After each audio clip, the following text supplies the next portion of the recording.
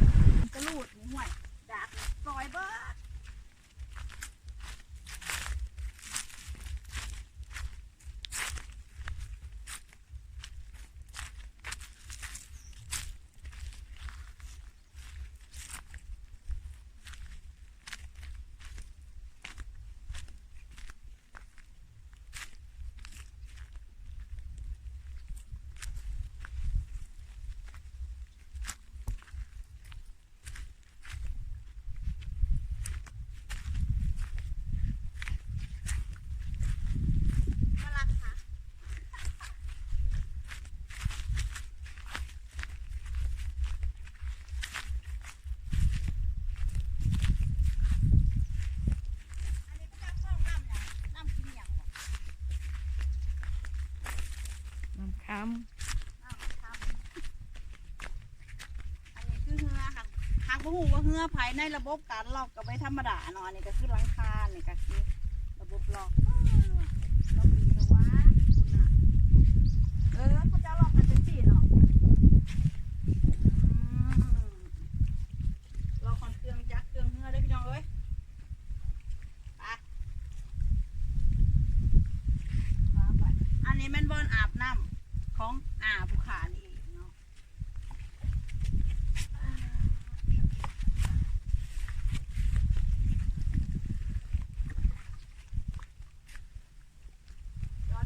จอดเกินไป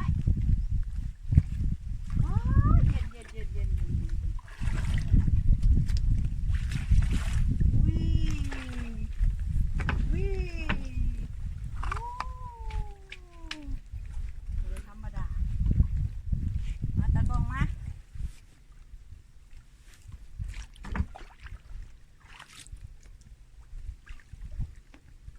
เย็นดีไหมคะ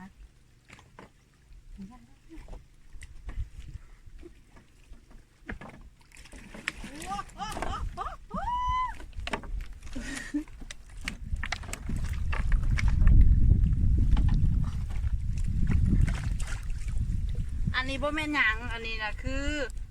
ต้นไม้ค้อนไม้ที่ว่าตายแล้วก็ไหลมาน้ำคลองเลยบรรดาคนแถวลุ่มแม่น้ำโขงสิเนาะแล้วเขาจะก็เอามาแล้วก็มามัดเท่ากันให้เป็นแบบ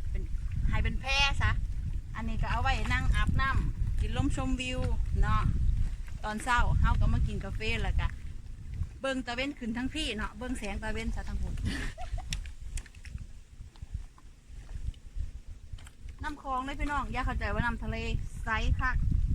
มานี่ดิสิพามาเบิ่งเขานี่จ้ะ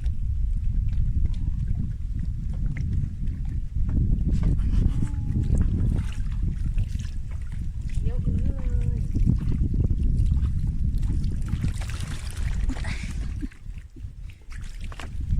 เห็นปะคักเนาะใสคักนะ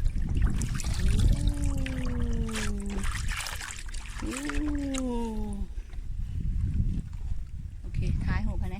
เฮ็ดตอลิกี้ไพ่ค่าเล็ดแน่พี่น้อง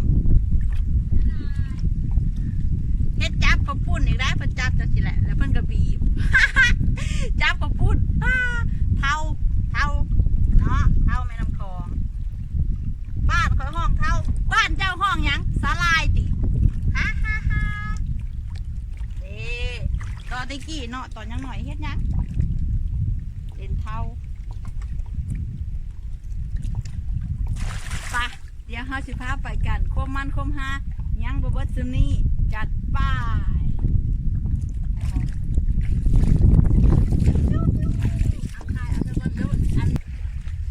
ซึ่งว่าอยู่บ้านข่อยกะบ่มีแต่หมักส้มโอหมักม่วงหมักแข้งอย่างเดียวเนาะมีพักนำอยู่แถวตะพังของเขาจะไปซื้อมาปลูกพักเนาะก็หลายพักไปเดี๋ยวสิพาไปลุยสวนเขาจะเบิ่ง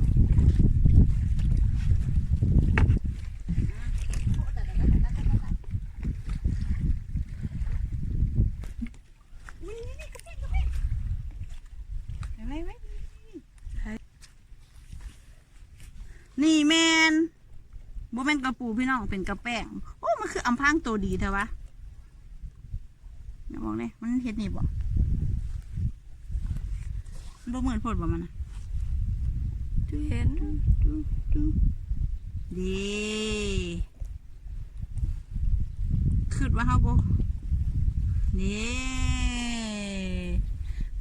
อันนี้คือกระแป้งเนาะอันนี้คือกระแป้งนี่สิน้อยก้อนกระปูเนาะ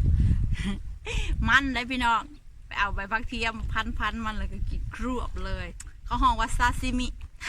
ซาซิมิกระแป้งล้างน้ำก่อนล้างนี่จุ๋มเปื้อนมากเลยนะเธอล้างก่อน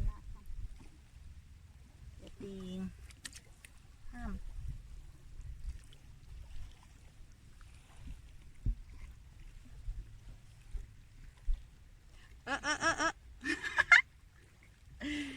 กับแป้งได้ซึ่งนางก็ได้อาบน้ำอาบในมาแล้วกันหน้าตากระสิบประมาณนี้กับแป้งเนาะจริงดี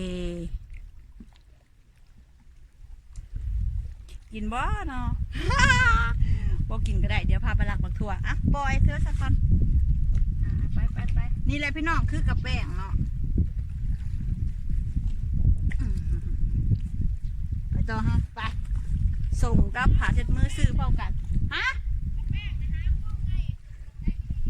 เห็นแล้วตัวหนึ่งมันไตมาเดี๋ยวลากบักทั่วก่อนอันนี้สวนไผ่สวนยาหนุ่ยเอาลากเลยเด้อสัตว์หาทำไมวะ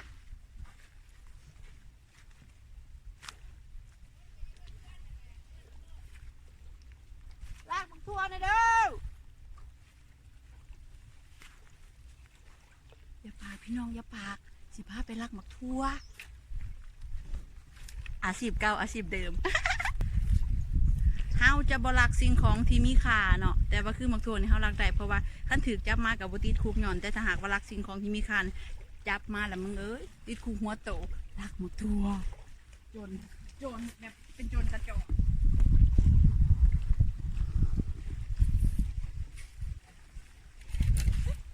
ปีนี้เลยพี่น้องบ้ามันสิรับน้ำหนักไว้บ่อันนี้มัดกระต่อบ่เอาบ่เสียงกันมาได้หลายหู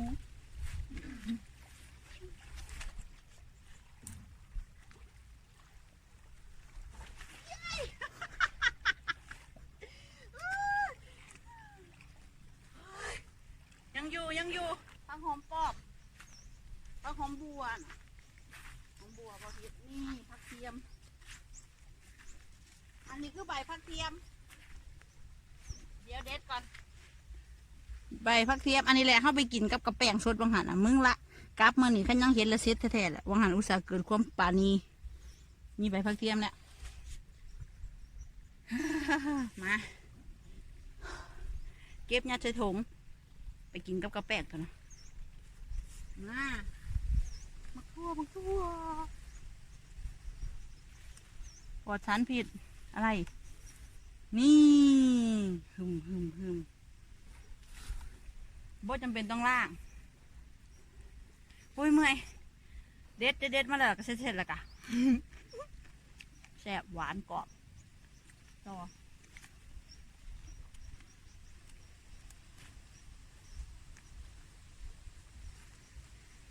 เอาอีกก่อน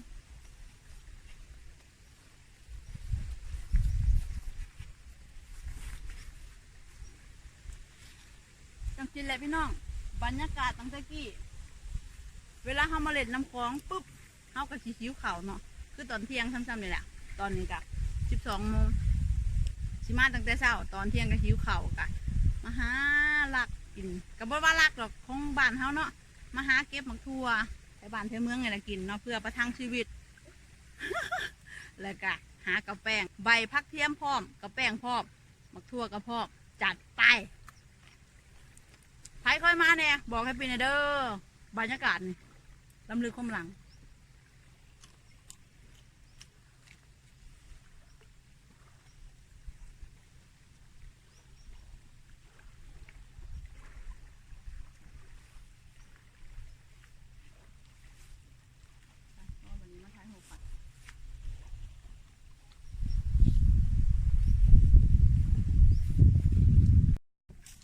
เห็นอีกแล้วเห็นอีกโตกระแป้งเฮ้ยยังอยู่พี่น้องยังอยู่ยังดีอยู่ดาวดีอยู่ดาวนี่คือกระแป้งเนาะกระแป้งซึ่งว่าตอนยังน้อยจุกคอยกินจังสิแหละ เข้าไปยังมาวะติช่วยใบพักเทียมวิธีกินเนาะยังดินดาวอยู่ชาชิมิกระแป้งเบิ่งเขาก็จะเอาใบเขาจะเอาใบพักเทียมนี่มาห่อจังซี่เนาะห่อมันไว้ห่อ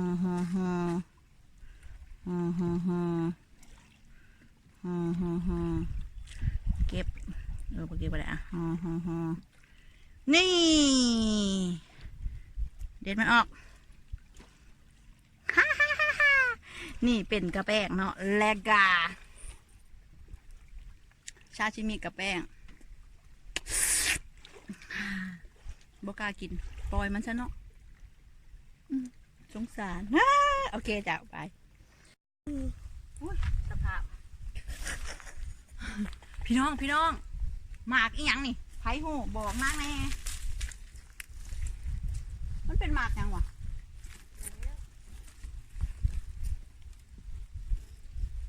หน่วยสีแดงควรสีดำไม่เห็นตุ้มโฮบ่ไม่ฮันดีอุ้ยคือว่าแมงตาเต่าคือว่าเต่าทองมาเบิ่งล้างไก่มาว่าหูว่าหมากอย่างเห็นบ่มันมีตาสีขาวอีกสีสันสวยสดใสลูลามาหอนเนาะมึงเกิดอยู่ป่าอยู่ดงกันเลยสีสันเนี่ยเดี๋ยวซีมก่อนมันเป็นอะไรบ้าง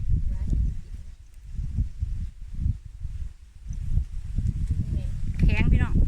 แข็งบ่หูได้ยังได้กินกับแป้งวะฮะกินเซยบ่ฮะกินยี่บ่กับแป้งได้กินกับแป้งกับใบผักเทียมโอ้กินแหละลำลึกความหลังกับ